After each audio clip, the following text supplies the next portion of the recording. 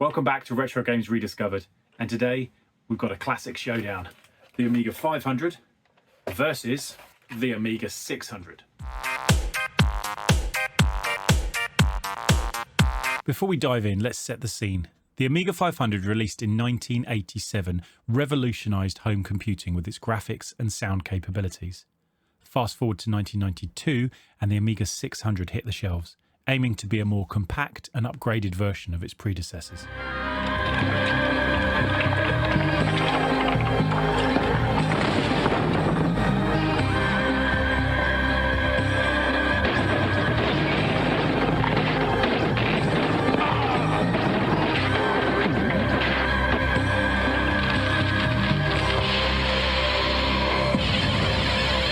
Let's talk tech.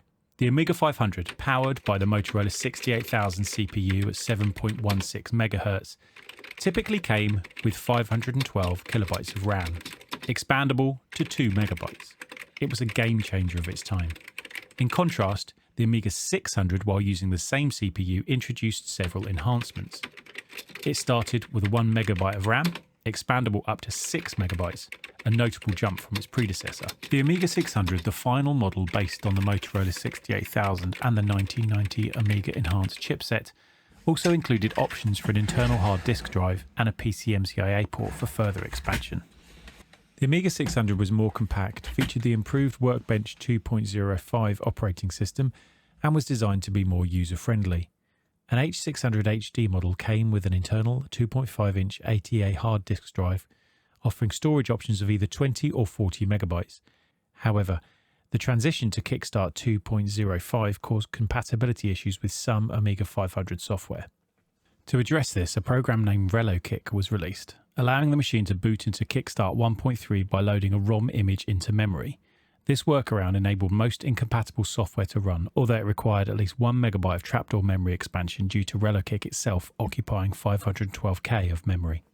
Design-wise, the Amiga 600 was smaller and sleeker, dropping the numeric keypad for a more compact footprint. It also introduced some new features like the PCI-MCIA port for easier expansion. Now let's take a deeper dive under the hood to compare the Amiga 500 and the Amiga 600 motherboards, showcasing their unique features and Easter eggs.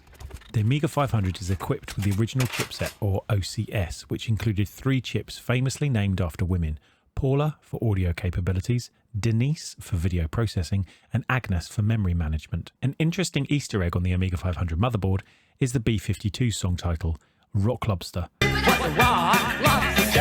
Transitioning to the Amiga 600, this model also features Paula and Denise from the OCS, but includes an updated version of Agnes compatible with the Enhanced chipset, or ECS, allowed for improved memory handling and display capabilities. The Amiga 600 motherboard carries the B-52 song title, Junebug.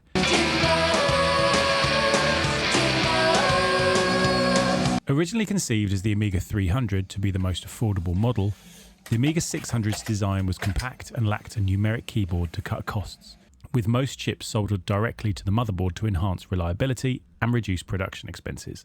However, Commodore's marketing team decided to add features such as the 44-pin IDE hard disk interface and a PCI-MCIA slot, which unexpectedly increased the unit's price beyond that of its predecessor, the Amiga 500. This limited its initial appeal due to reduced expandability options. Nonetheless, the Amiga 600 has recently seen a resurgence in popularity due to its compact size and ease of modern data transfer capabilities, enhanced by available upgrades like the Vampire 2 600 accelerator, which significantly boosts its performance. The Amiga 500 had a range of expansions that significantly boosted its capabilities. The A570 CD-ROM drive transformed the Amiga 500 into a CD-TV-like system, capable of running CD-based games and software. The A590 hard drive added substantial storage capacity, turning the 500 into a more powerful workstation with improved data management. In comparison, the 600, with its smaller and more integrated design, supported different types of expansion. Notably, it could connect to the A603 memory expansion for an additional 1 meg of RAM. Its PCI-MCIA port opened up options for external accessories like modems, network cards, or additional external hard drives, reflecting its orientation towards a slightly more modern computing environment. The Amiga 500 is often remembered fondly for its role in kickstarting a gaming revolution. while the Amiga 600, though less popular, still holds a special place for its compact design and technical improvements.